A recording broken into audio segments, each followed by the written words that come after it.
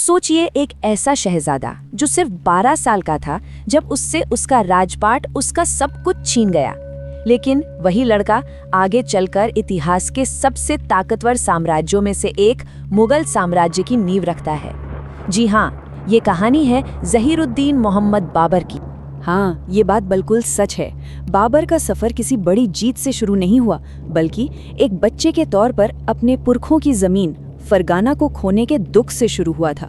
उसकी जिंदगी तो शुरुआत से ही मुश्किलों और संघर्षों से भरी हुई थी।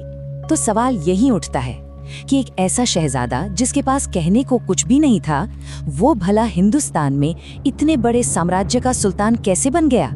एक ऐसा साम्राज्य जो सदियों तक चला। चलिए आज इसी दिलचस्प कहानी की परतों को खोलते हैं।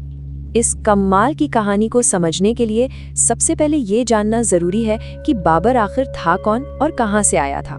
तो देखिए, बाबर का पूरा नाम था ज़हीरुद्दीन मोहम्मद। जन्म हुआ 1483 में आज के उज़्बेकिस्तान के अंदीजान शहर में।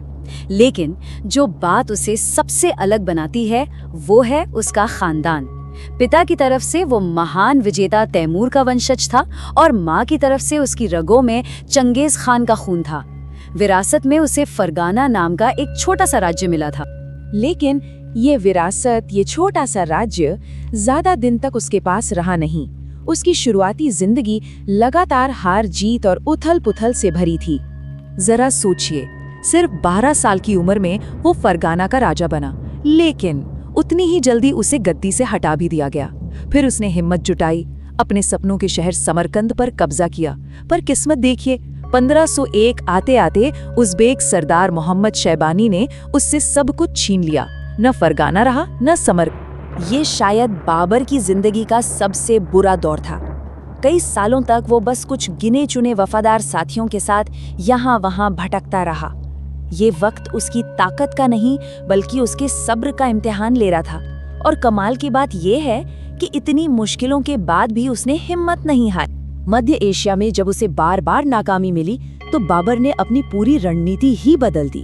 और यही उसकी कहानी का सबसे बड़ा टर्निंग पॉइंट साबित हुआ। जब उत्तर के सारे रास्ते बंद हो गए तो उसने दक्षिण की तरफ देखा। 1504 में बाबर ने बर्फीले हिंदू कुश पहाड़ों को पार किया और सीधा काबुल पर कब्जा कर लिया। और यही काबुल उसके बड़े बड़े सपनों का नया ठिकाना बना। अच्छा, यहीं एक बहुत जरूरी बात हुई। 1507 में बाबर ने बादशाह का खिताब अपनाया।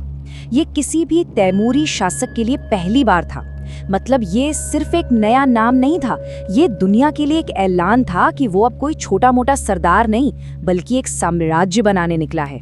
तो काबुल में अपनी जगह पक्की करने के बाद बाबर का ध्यान गया हिंदुस्तान की तरफ, यहाँ की दौलत और ताकत की तरफ। और एक मजेदार बात यह है कि बाबर ने यूं ही हिंदुस्तान पर हमला नहीं कर दिया, बल्कि उसे तो दिल्ली सल्तनत को चुनौती देने के लिए न्योता मिला था।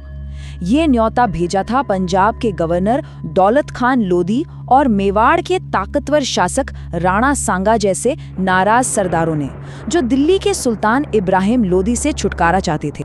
और बस यहीं से तय हुई 1526 की वो मशहूर लड़ाई, पानीपत की पहली जंग। अब देखिए, एक तरफ थी बाबर की छोटी सी मगर लोहे जैसी मजबूत और अनुशासित सेना। उनके पास तोपें थीं, घुड़सवारी की नई तकनीकें थीं। और दूसरी तरफ इब्राहिम लोधी की एक बहुत ही बड़ी सेना, लेकिन वो पुराने तरीकों से लड़ रही थी और उनमें कोई तालमेल ही नहीं था।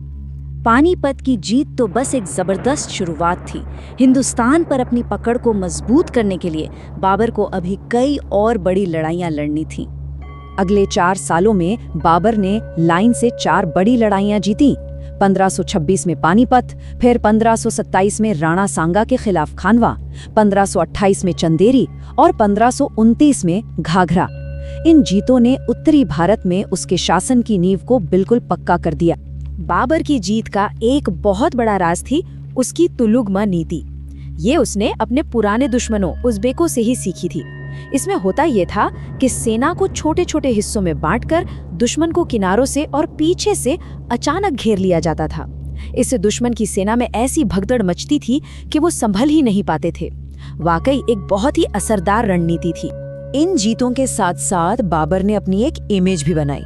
जैसे पानीपत की जीत के बाद जब उसने दिल्ली का खजाना दिल खोलकर बांटा तो उसकी दरिया दिली के लिए उसे कलंदर कहा गया। और फिर खानवा में जब उसने ताकतवर राजपूत सेना को हराया तो उसने गाजी का खिताब लिया। बाबर ने एक बहुत बड़े साम्राज्य की नींव तो रख दी, लेकिन वो इसका सुख ज्यादा दिन तक नहीं भोग सका। तो चलिए अब उसकी विरासत पर एक नजर डालते हैं। साल था 1530, जब सिर्फ 48 साल की उम्र में बाबर की मौत हो गई। ये सोचना भी हैरान करता है कि इतनी छोटी और मुश्किलों से भरी जिंदगी में उसने कितना कुछ हासिल कर लिया था।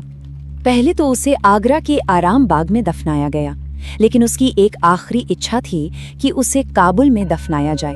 तो सालों बाद उसकी इस इच्छा को पूरा किया गया और उसके अवशेषों को काबुल ले जाकर उसके सबसे पसंदीदा बाग में दफनाया गया।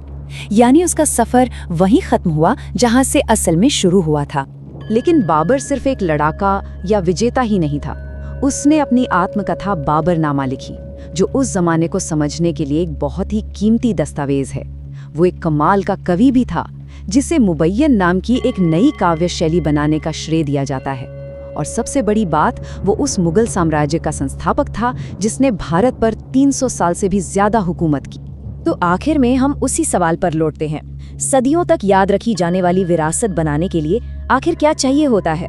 शायद इसका जवाब बाबर की कहानी में ही छुपा है। हार से सीखने की कला, मौके को पहचानने की तेज नजर और कभी भी किसी भी हाल में हार ना मानने वाला जबरदस्त जज्बा।